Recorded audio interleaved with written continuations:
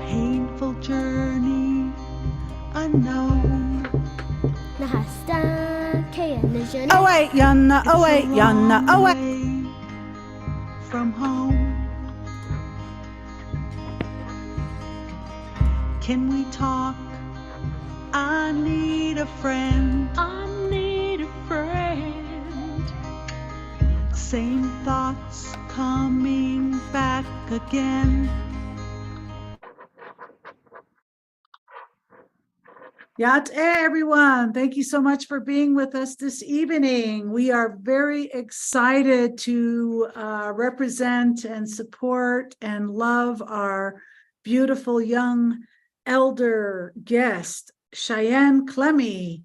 Before we get started this evening, we would like to take the time to acknowledge the traditional owners of these lands that we are residing in here, called Ogopoke Owinge, also known as Santa Fe. And thank you all for blessing us. So Cheyenne Clemmy is a recent graduate from Prescott College and received her bachelor's in social science with a minor in environmental studies. She is also a writer and has recently been published in The Changing Woman Collective, issue number 4. Keep your eye out for that or look it up. And she towers Zion November issue. She is dedicated to creating safe environments that uplift people and communities marginalized by the hegemonic society of our settler colonial state. So before we get too deep into all these questions and wanting to know you on some very salient and important features of your life visioning, can you tell us a little bit about yourself? Hi, everybody, and thank you so much to Tosh and Elena at Indigenous Ways, and to my interpreters, Mariah and Cress, for this wonderful evening. Just very thankful for this. Hello, everybody else. Thank you for coming. My name is Cheyenne Clemmy. In traditional Navajo way, it's important to introduce ourselves out of respect for who we are and where we come from. So, yat e Cheyenne Clemmy she Beshrichai Nishlin Tatnasatni Bashichi Norwegian Dashiche do Beshrichai Dashanale Nane a Hotsai Hoyere Nasha Akotego Atsani Nishlin. So hello, my name's Cheyenne. I am from German and Dene heritage, from the Tangle People clan. I'm from Page, Arizona, and I identify as a Dene woman. So I think the best way to describe myself is as an artist. I am a dancer, a ceramicist, and becoming more of a writer these days. And I love singing and playing the guitar. I grew up in Page, which is a small town in northern Arizona. So the desert around me raised me as much as my family did. I grew a deep connection to the natural world around me at a very young age, and both my parents played a major role in instilling my love and respect and honor for nature. I feel the most at home when I'm in a canyon, on a river, or surrounded by the pinyons and junipers. I just graduated with my BA in social justice from Prescott College, and I'm currently working on my master's in Indigenous studies at Prescott College. I met, if some of you were here earlier, you heard Tosh talk about our origin story of how we met. Tosh and Elena and I just met a couple months ago, and I fell in love with them and what they stood for as a band and as an organization, and I'm so excited for this conversation, so thank you. Cheyenne, thank you.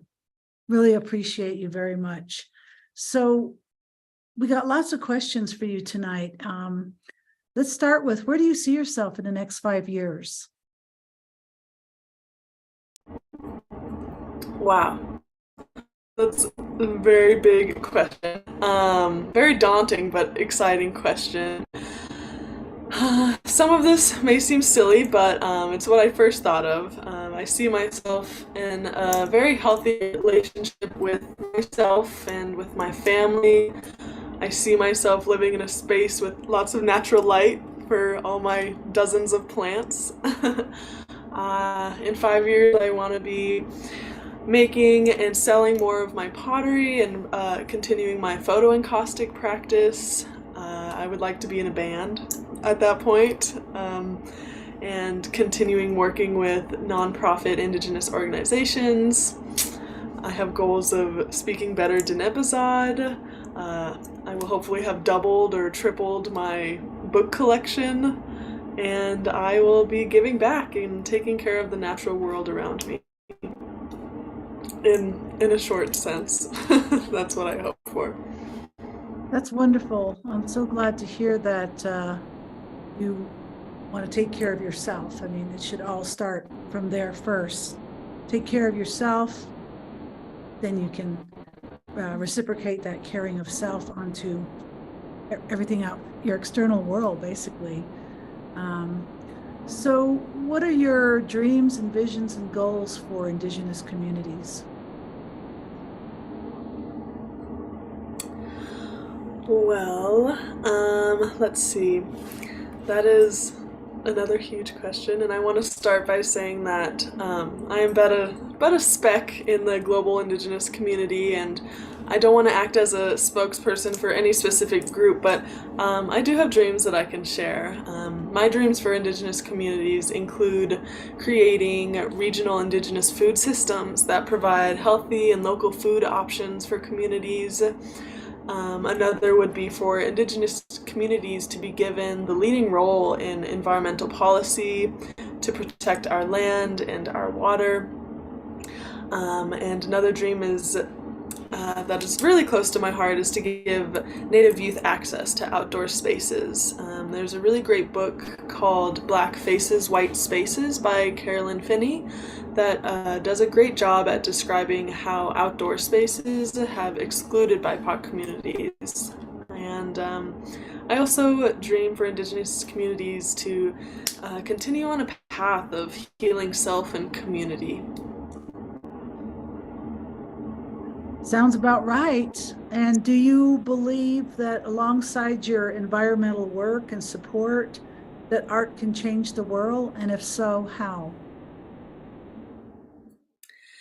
Yes, art, in the shortest answer, yes, art can change the world. Art and creativity is something so deeply embedded in human DNA that it gives it the power to create change, to invoke emotion, and encourage action. As a performing artist, I am drawn to the work of Augusto Boal, who wrote and created Theater of the Oppressed, which is in short,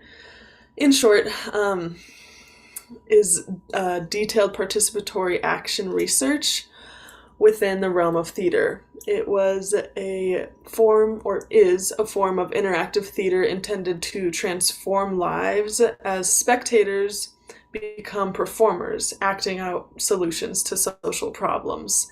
So like acting out the change that we want to see in the world. And I often, when I think about art activism, I think about Indigenous artists, and especially the murals that are painted across the Navajo Nation and the stories they tell that remind the people of our history and our present, and also teach people who are just, driving through some of our history and what is to come.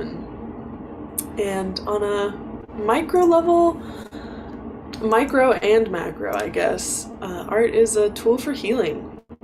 It is a medium to connect with the hidden parts of ourselves, and it can really be a cathartic release in a way to connect and heal with ourselves and connect and heal within community. Yeah, it has the power to bring collective healing when we share our art or we create art together. And I always go back to this truth that I was told by one of my favorite professors, Michelle Banks, and then not so well, serendipitously was kind of repeated by Lena at my last event. That is, artists, creatives, and dreamers are the people who will imagine the blueprint for an equitable future. It's up to the artists to imagine that future. That is so spot on. And it's nice that you remember some of those words, because that was a very spectacular night where you got some wonderful support on Canyon Road at the For Kinship Gallery. And well, gee, you know your stuff. You're really well read, and that's very impressive. The next thing I wanted to do is switch gears now and talk about stuff that we don't know about. For example, when I think about indigeneity, indigenous, Native American, Turtle Island, First People, a lot of us have these connections to our people, our heritage, our land, our stories, our language, some more so than others, but nonetheless, it's still in our DNA, it's in our genetic makeup.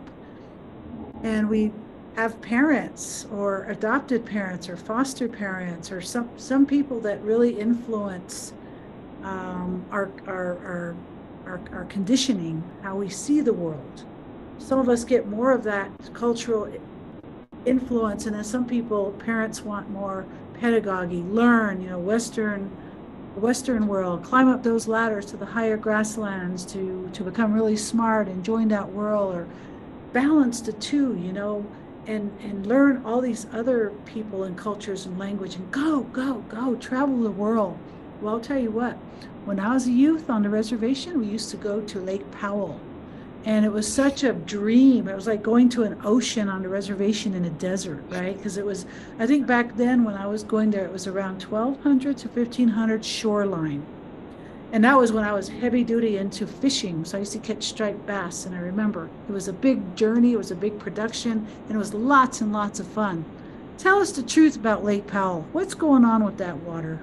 And how is it made? Is it real? Is it fake? I mean, yeah. Yeah. Again, I guess I need to preface this answer with I'm not a scientist, but I grew up near Lake Powell and the Colorado River, so it's a place that's very Glen Canyon and the surrounding area is a place that's very dear to me. So I do have opinions, and in order to talk about Lake Powell, you have to talk about the river. You have to talk about the Colorado River. Lake Powell has been, like you're saying, this pillar of recreation for so many years, and most people are so unaware of the impacts made by this reservoir. I also grew up pretty naive to the impacts, and it wasn't until my later teens that I realized this lake was really never meant to be here. Its purpose was to create hydroelectricity, which is, just part of this industrial capital scene that we live in. And so some of these impacts, one example are the impacts to the ecosystem above and below the dam that have suffered major shocks and shifts because of the dam and the growth of the reservoir. One of those examples being that the Colorado River used to be a free-flowing and warmish river. With dam release water coming from the bottom of the reservoir, it became very cold water flowing downstream into the Grand Canyon. So the flora and the fauna of the waterway had to completely adapt to new water temperatures, to invasive species, and regulated water flows. And now, with the strange and sad thing, with the water levels dropping, the temperature of the river is changing once again. My sister and other Grand Canyon River guides have noticed a remarkable shift in water temperature, which I'm sure is forcing the ecosystems to adapt once again. And I think Lake Powell has been all over the news lately. I'm sure all of you have seen headlines about Lake Powell.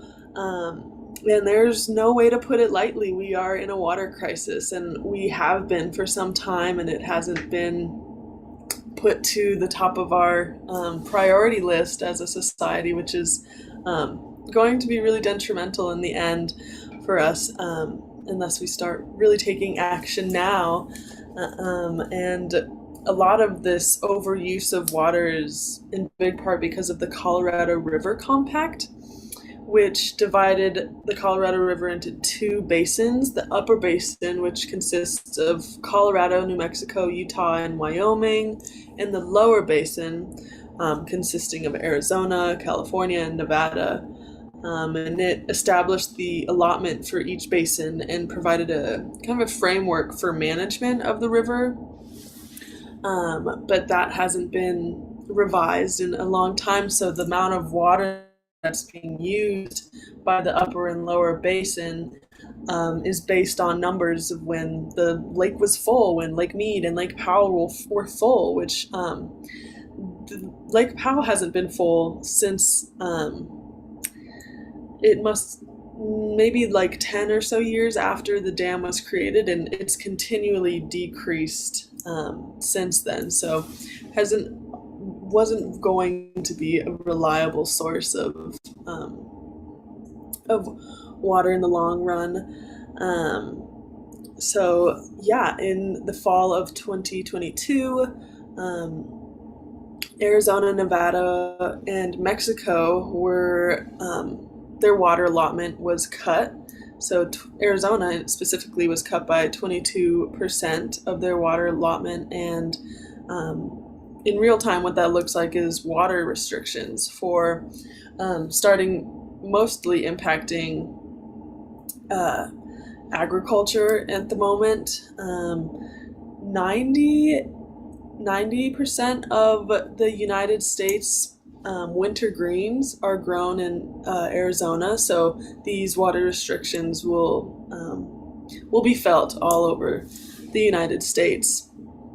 And you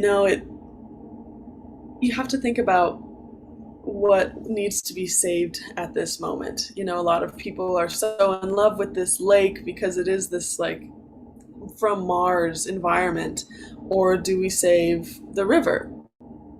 And in my heart, I know that we need to save the river because rivers will continue flowing. Rivers will always flow until, even when humans are gone, the rivers will continue to flow. And so I think it's really important for us to focus on saving the river rather than this reservoir. And as the reservoir and Canyon Dam itself is nearing dead pool, where it won't be able to produce any more hydroelectricity. So again, not a scientist and don't really know fully how to solve these problems, but I believe that we need to be storing our water elsewhere now and not in Lake Powell. Yes, and it just makes me think about the importance of the Colorado River to my culture, and specifically when I think about it, I think about the confluence of the San Juan River and the Colorado River, a very sacred place that has been covered up by Lake Powell. And so I think about the day when that confluence will come back to life and the river will be restored. A lot of things come to mind. One thing that comes to my mind from this is the sea life, right? What happens to them? The other thing that comes to my mind is with environmental impacts such as this, who's responsible? Who's gonna take that gavel? Who's gonna write that legislation to be able to save the environment and I suppose repair whatever damage is done? Makes me think of Black Mountain, Peabody coal mine, 1964 to 2000, but I won't get into that. That's a whole nother, we don't have a lot of time, so I'll go ahead and go on to my next question for you, which is, thank you for that though. Thank you, that was really good information. I learned a lot and I hope everybody else did too. Who inspires you? Well, since we're kind of on the roll of environmental activism, some environmental activists that I look up to are women matriarch activists in South America that are risking their lives daily to protect their land and water from exploitive industries. Some of them include Lolita Chavez. One of my favorite quotes by Lolita is she says this: she is a part of the women that make up the haunted forests of feminist rebellion. I think that really resonates with me. Some other women activists in South America are Carolina Amaya and Francisca Ramirez. And my other most recent inspiration for art activism and community organizing is my new roommate, Ty Harris, that works with Indian Collective because of their commitment to promoting Indigenous power and creating organizing spaces that are teaching other Indigenous people how to organize and how to create power and create change. And of course, all of the musical and performing and literary artists in my life, or that I see online, they inspire me endlessly.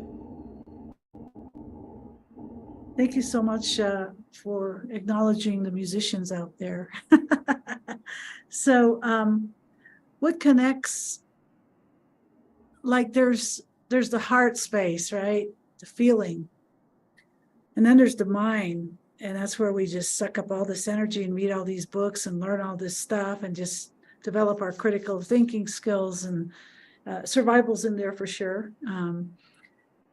What connects your heart to your mind?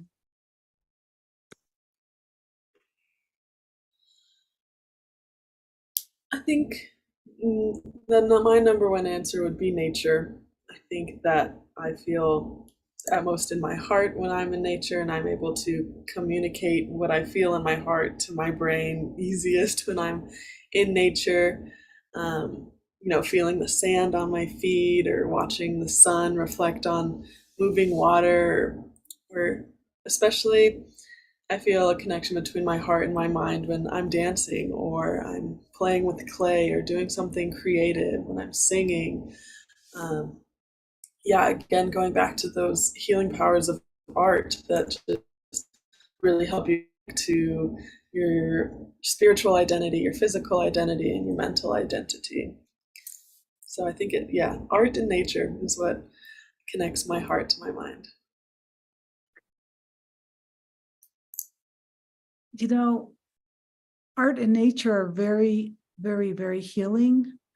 And it seems like the pros and cons of the internet generation, cyberspace, going into meta universes coming up soon, if we're not already there. Maybe there's some apps I don't know about. Jumping into 3D living rooms with people on a screen, versus going outside and making it happen, communication and being real, and maybe going where there's no internet Wi-Fi and just getting a book and reading it, or getting a notebook and writing it, or a canvas and painting on it. Is there any separation that you do with your natural world stuff where you can just like leave your iPhone behind and just step out and get unplugged and be okay with it and not be like, oh my God, I can't breathe. I need an internet connection. How does that work with you?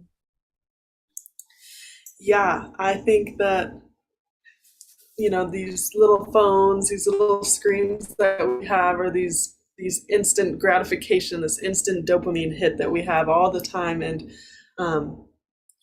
being totally honest, it's very addictive, and it's addictive for me. And so I do try to find ways to limit my screen time. And one thing that I look forward to most when doing that is going on river trips. To turn the phone off, and I'll take pictures on my phone, of course, because anyone who knows me knows that I'm always taking pictures.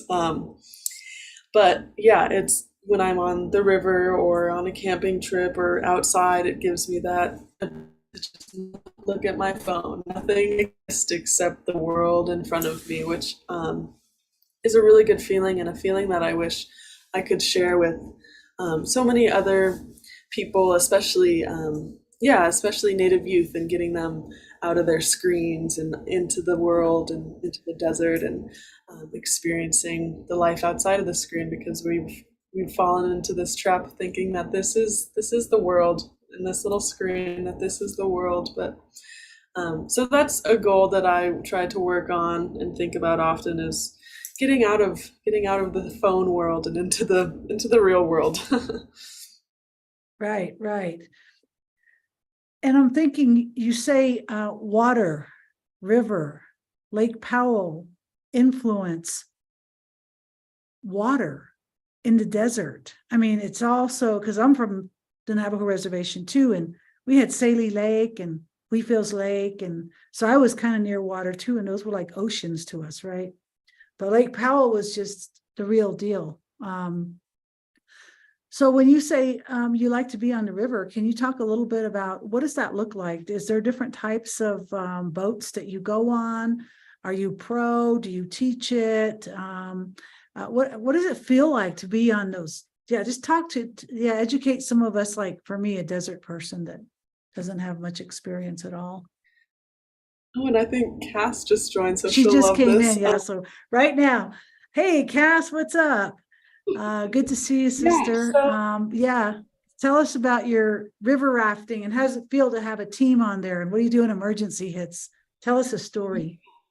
So the world of running rivers it's a big one, and it's a very beautiful one. I think the aspects about it that I enjoy and love the most are being able to be so fully immersed in the world and environment around me that I don't focus on anything outside of that.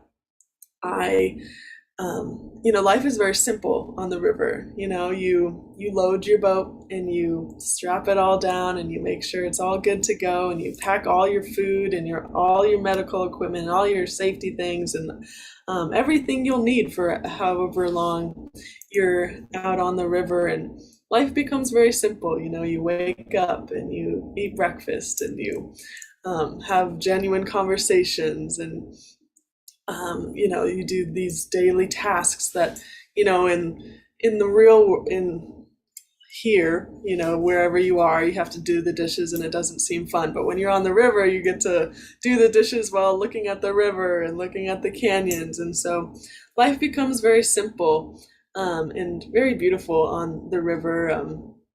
I have my experiences with rafting, either paddle rafting or using an oar boat. And I recently lifted some canoes, and just got back from a all women's canoe trip down on the Rio Grande in Big Bend, Texas. So I'm very, very, very grateful for having a boat now to be able to get on the water more. But yeah, water is medicine and water is a relative. And so I try to spend as much time as I can with them. I'm dying to know, because I've never tried that because I'm too scared, but I want to in a dream, but I'm too scared. Maybe somebody could talk me into it one day, maybe a gentle little ride with maybe Cass and you. Maybe Elena is our little guide. She's a river raft. She used to teach this stuff in Australia and New Zealand, believe it or not. So Elena's pretty savvy on this water stuff because, New Zealand, tropical, hey. And our brother here, Chris, he's pretty savvy too with boat stuff. So you got some boat people on the show with you tonight. How fast do you go? Like, what's a normal speed? Like, say, what's the slowest speed and then the fastest speed that the boat can go on? Well, that's a very dependent question. It Oh, depends on a lot of it depends on CFS, which is what they measure the water in, so cubic feet per second. A good way to think about that is if you have a river and you draw a line across the river, and then let's say the CFS is 100, so 100 basketballs are going past that line every single second. hmm. Yeah, I think, yeah, just rivers are very important to me, and so I kind of going into another thread of since they're so important to me, I want to take care of rivers and make sure that they are sustained for the 7 generations to come.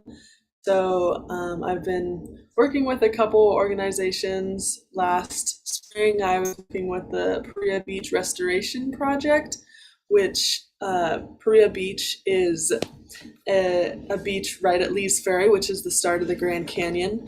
A really big recreation area, and I helped brought in people, native youth specifically from Page High School, and we all would go down to Lee's Ferry and we cleaned up and we learned cultural aspects of the area, and we even planted and did some restoration work with planting native trees like willows and things like that. And I'm currently working with an organization called the Returning Rapids Project, and we are conducting research on the San Juan River and the Colorado River as Lake Powell depletes, just documenting the changes in the river corridor that happened because of Lake Powell, and while trying to preserve the Colorado River in Cataract Canyon, which is in Utah, and then to restore Glen Canyon, which where Lake Powell is. So all of Glen Canyon is Lake Powell. So yeah, I have known the people of the Returning Rapids Project for about 2 years now, and didn't start working with them until this year when they really convinced me. I was watching one of their presentations, and they said to me, in your lifetime, you may be able to raft Glen Canyon again. And so that kind of that sparked my fire, and I'm now here and committed to restoring this Glen Canyon.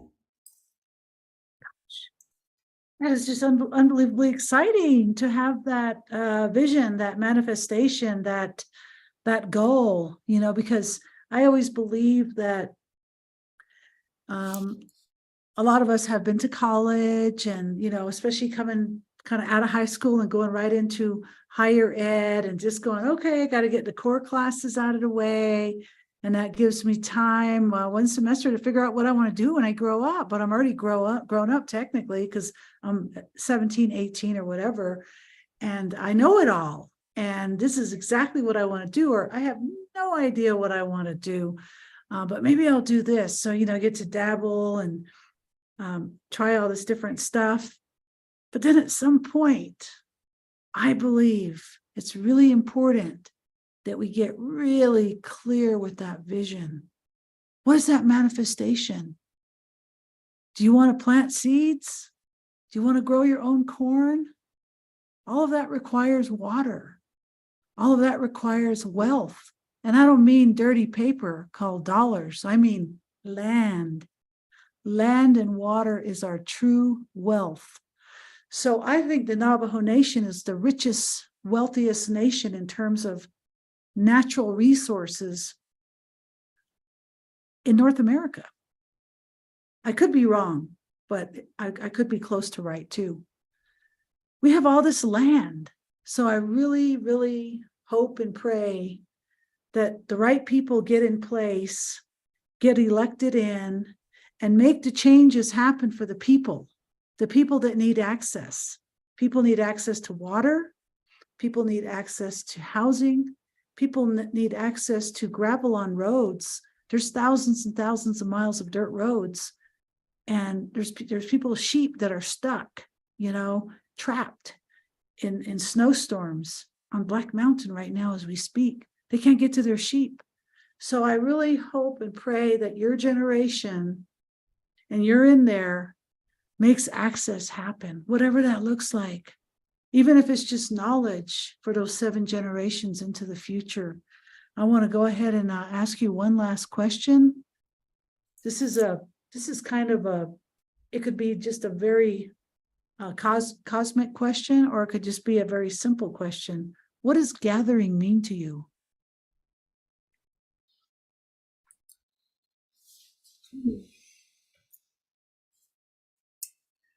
I think gathering is I think of it as an ancestral practice. From the beginning of time, our ancestors gathered, and we saw the value in community, in having connection.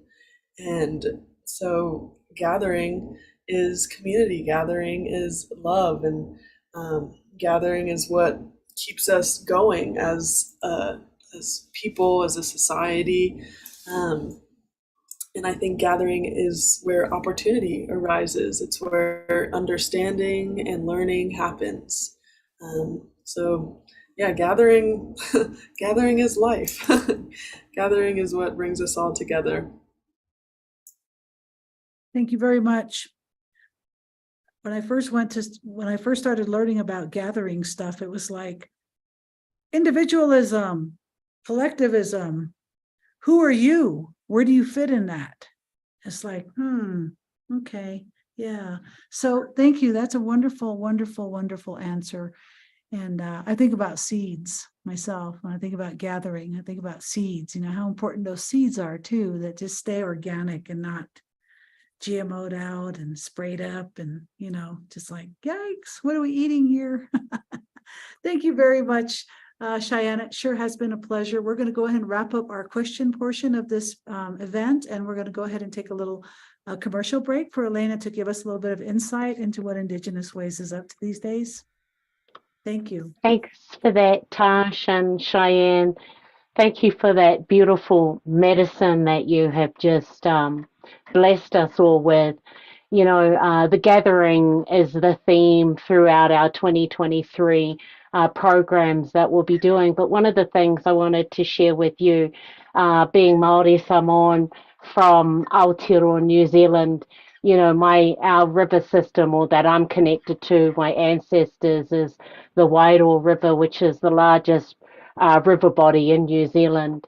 And, I'm of the 20th on my grandfather's side and the 27th generation on my grandmother's side that came on the waka, the Tainui, from Kauai. Now, I'm sharing that simply because in Aotearoa there are many river systems that have been protected because they are known as entities like people. So they're protected. The river systems are protected. And so I want to have more conversation with you and just your passion and your love that you have for the environment. And also for each and every one of us, whether you're watching live or also through our social media, here is Cheyenne, her generation, generations to come. What do we get to leave them, if anything? So I want to thank you for your love. And that's why we fell in love with you and your family, because of just who and all that you represent, and we really see you. So we're going to give everyone an opportunity soon, but this is what's happening. Next month, please put in these dates. Same time, same channel, same place. Wednesday, the February the 15th, we have got the extraordinary poet, interdisciplinary artist, Stormy Weather, who is Two Spirit and also Black, Chokda. We're also beaming, it's going to be Black History Month. So we've got no one better than Stormy Weather, who is going to be blessing us. She's second generation Two Spirit and a lesbian. It's going to be very, very exciting. So please be sure that you beam in for that. We are very, very blessed because we have had over 200 shows, the Indigenous Ways Wisdom Circles. Thanks to all of you. You can go to our website, indigenousways.org, to go and see people like Cheyenne. She'll be available in the next 48 hours. So if you want to share that with your friends and family, you can at our website with over 200 other Indigenous, Native American, LGBTQIA, 2S plus community, and our deaf and hard of hearing presenters. Really, really amazing stuff. So we started this on the 1st of April, thanks to COVID, and have garnished, because of this, a worldwide audience. So thank you so much for blessing us in this medium. If you want to know more about us, if you go to our website, IndigenousWays.org, you can subscribe to our newsletter with all the things that are going on. If you have a look below me, you'll see all our social media. If you're beaming in live through our social media and you haven't yet subscribed or liked to our page, please do that, and then you'll see all these amazing things that are going on. You know, this is possible because of our amazing sponsors that we have had over the last 3 years. This year, I want to give a special tribute to the National Endowment of the Arts, the City of Santa Fe Arts and Culture Department, the Santa Fe Community Foundation, and the Envision Fund, and also the New Mexico Art, who have been our sponsors for this year. Also to our Indigenous Ways board, we've got a number of you beaming in live. Thank you for being here. And our individual donors who make this possible. So, you know, I want you, if you are in Texas, we're going to be there on Saturday, the 11th of March for South by Southwest. Thanks to you, we put out a call sometime last year saying, hey, vote for us. We have a possibility of being on a panel. The panel is How to Save America from Human Rights Meltdown.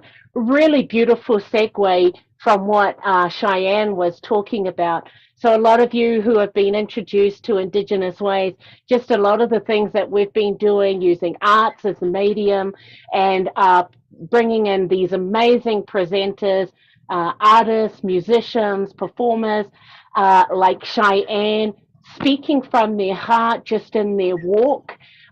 So we're very blessed because the beautiful Tash is going to be on the panel with a total of 4 other nonprofits who have been doing extraordinary things in the nation, and that's going to be the panel. So if you're in Texas, we want to see you. We're going to be at the Hilton Hotel. The presentation is from 4 to 5. Or if you know of people who are going, let them know that we're going to be there. Okay, this is really exciting because last year it was a pop-up festivals at the Santa Fe Rail Yard Park and the Performance Green. You know, it was so popular. We did 5 of them from May through to September. We've got a skeleton staff and also volunteers. So we wanted to do it again thanks to all of you and your feedback. So we want you to save these dates. There's going to be the first Friday of May and June, which is the 5th of May, June the 2nd, and also the 3rd Friday in August, which is the 18th. Okay, these times are going to be from 5 to 9. Mariah's going to be interpreting. Chris, who was the interpreter before, he'll be back with his family in August. We've got all these amazing Native American, Indigenous, deaf and hard of hearing presenters, as well as our LGBTQIA artists who are going to be performing. We're going to be closing out in August with Joy Harjo, who has been the poet laureate for the last few years. So she's going to be closing out our festival. I'm letting you know this because we know Donna and Christina are on the line, and they also came all the way from Ohio to Santa Fe and be part of the volunteers. So we're putting a shout out. If you want to be a volunteer, you might know of someone.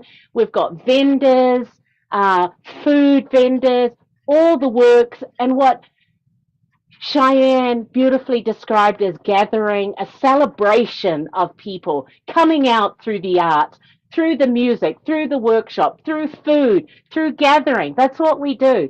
So be sure to save these dates because we really, really want to see you here in Santa Fe. And if you're unable to do that, we will be also doing it hybrid. And thanks to Destiny, who's here, worked out better systems for this year. So anyway, if you want to donate, you can. Here is all the things. You can also go to the website and the donate button. But in saying that, thank you so much, everyone, and blessing us. It's that awesome time again where we're going to invite all of you on Zoom. If you're on camera, it's that time to come in and say hi to Cheyenne, or if you want to comment while you're figuring out where your camera is. I'm going to give, we've got a number of people on our social media, and I'm going to read those. Destiny's in the back saying, hey, turn on your camera. Or, or if you're a little bit too shy, you can throw something in the chat box. For all our social media people, if you want to stick something in the chat box, we will happily read that. But while people are figuring out how to turn on their cameras in our Zoom, I'm going to go to Rachel. Actually, she was on social media, and I think she loved it so much she came in. But anyway, Rachel is one of our board members, and she says, Cheyenne, thank you so much for sharing. We've got Jody Arana. Welcome back. Jody's beaming in from Australia. She says, thanks so much, Cheyenne, for sharing.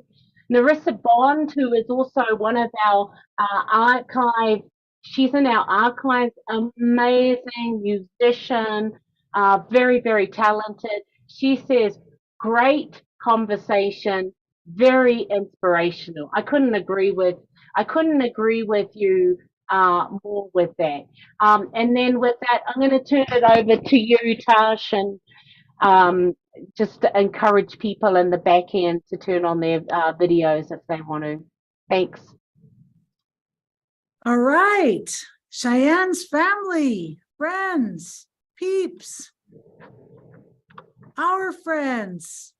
Did you want to say hi to Cheyenne, or should we get Cheyenne to sing us an a cappella song?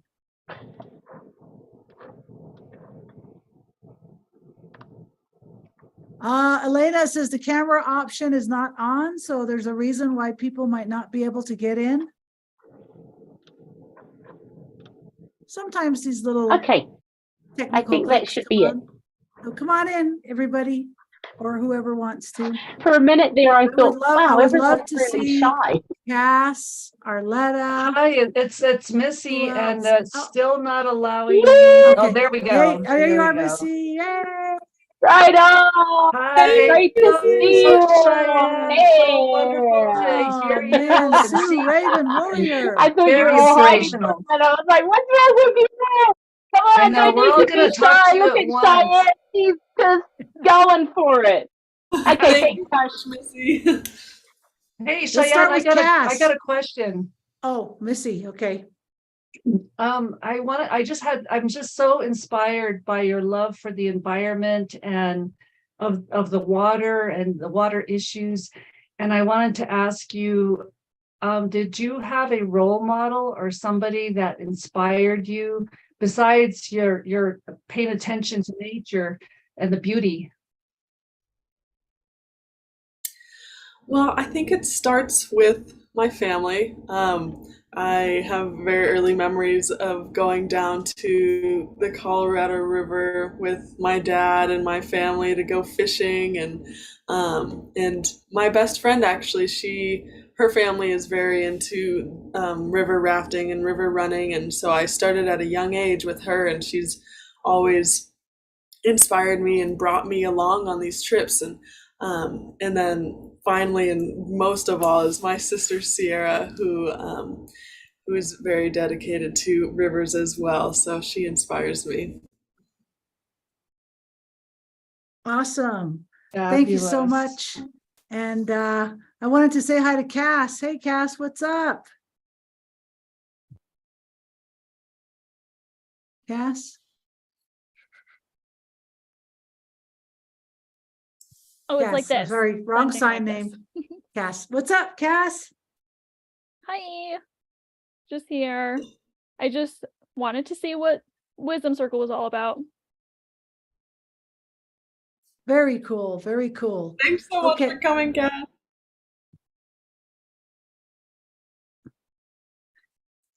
Okay, so there's a lot of people want to get through. Let's say hi to Catherine Reynolds, who is brand new in Santa Fe, brand new in New Mexico. Nice to meet you, Catherine. We'll meet in person soon, I promise. Yes, yes. And thank you, Cheyenne, for coming on and speaking about your wisdom and your life experience and how you're putting that to for use for good. Thank for our you. world. Thank you. Appreciate it. I appreciate you being here. Nana Eya, Sierra Clemmy's family. Y'all want to say hi to the world? Hi. Hello, hello. Hi, Cheyenne. Love you. Hi, Tosh and Elena. Hi. Love you too. So we got 3 generations happening here on Yep. one box here. Yep.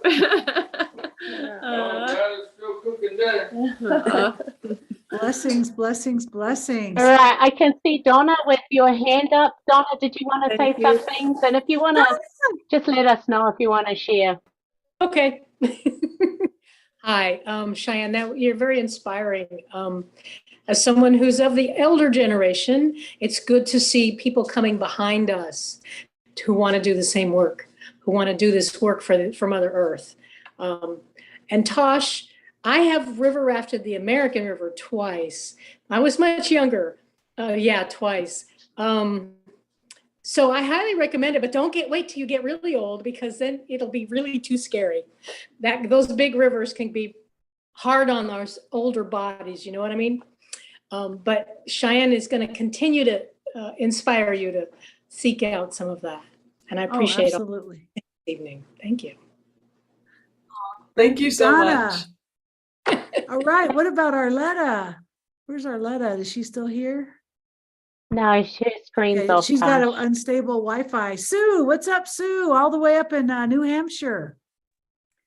Hi. Yeah, from New Hampshire. And thank you so much, Cheyenne. I was remembering when I was a kid, for 5 years, I lived near woods, and I lived in the woods. I mean, I slept in my bed, but and you just reminded me of all the things that I've learned from it. I think I understood physics just from playing in the stream and building dams. It was a very little stream, it was about 2 feet apart across, but just interacting with it and becoming, not seeing it as other, seeing it as part of me. And you reminded me of that. Thank you.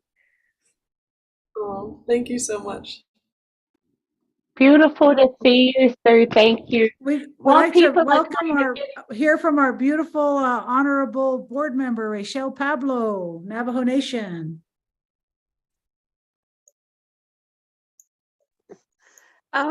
Yate, hello. Thank you for sharing the in-depth knowledge that you have and your love for the earth. And I don't have anything profound to say, but just say ahead and thank you. Ahead. We love you, Shells.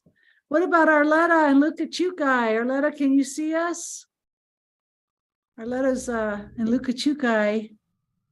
Hi, Arletta. Maybe not. Okay. Who else wants to? Homer, our other honorable board member, our Dene brother. Where's Homer at?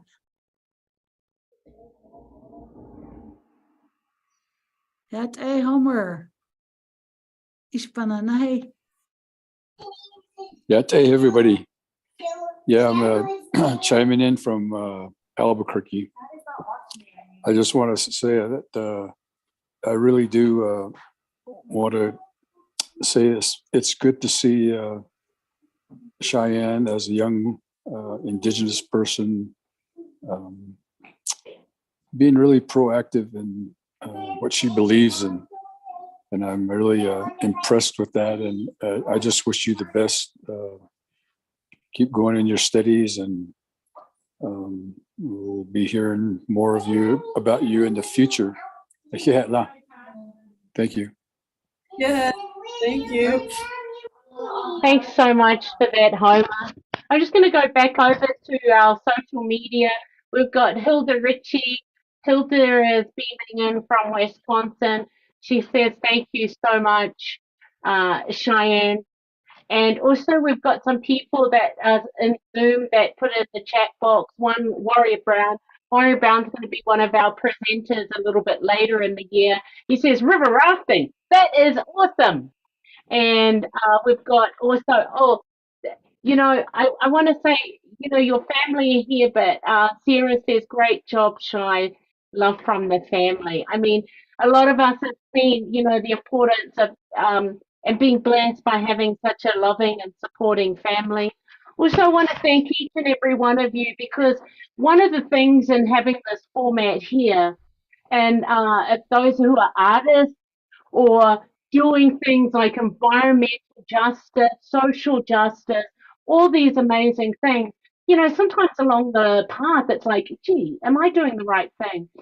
And so having this and giving your feedback is really important for people like Cheyenne and others to keep going and doing, because it's really fundamental. The art change our communities, the world for the better.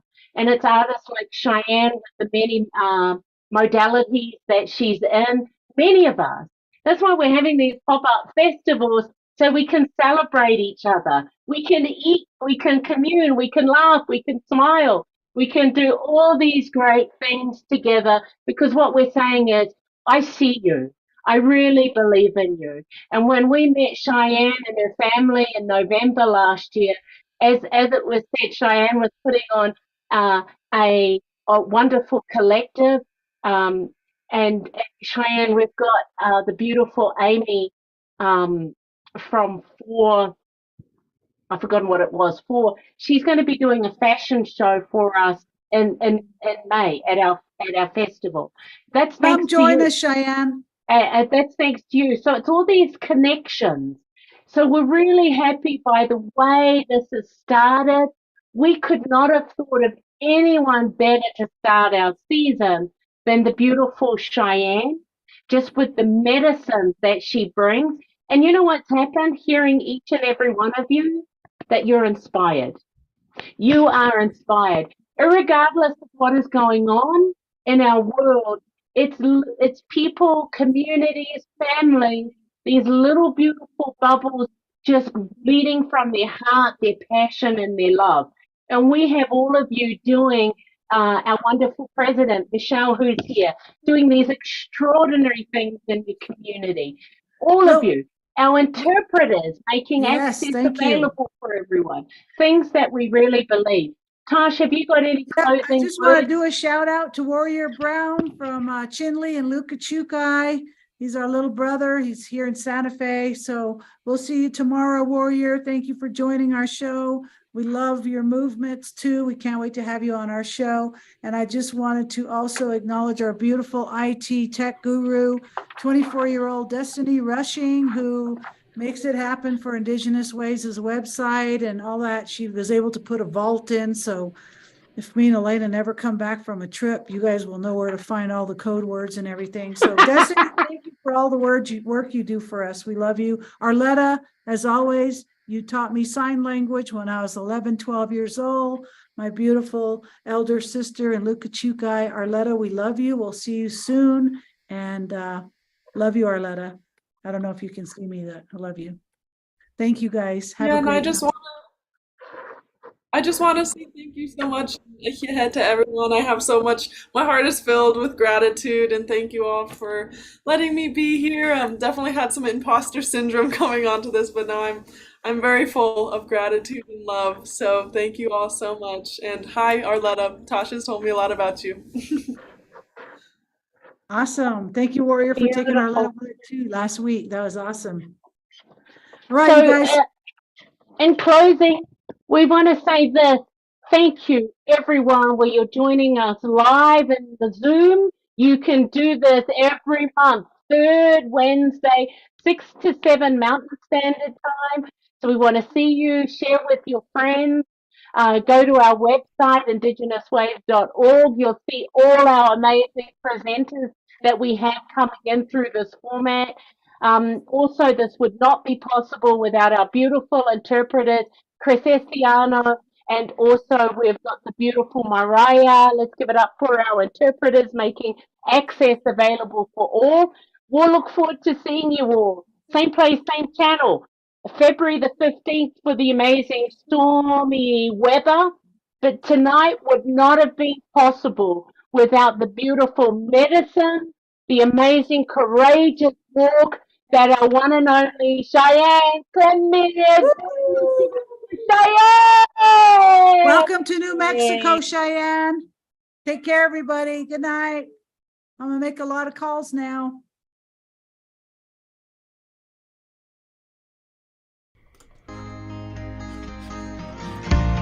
Take a breath, step outside, feel the rain.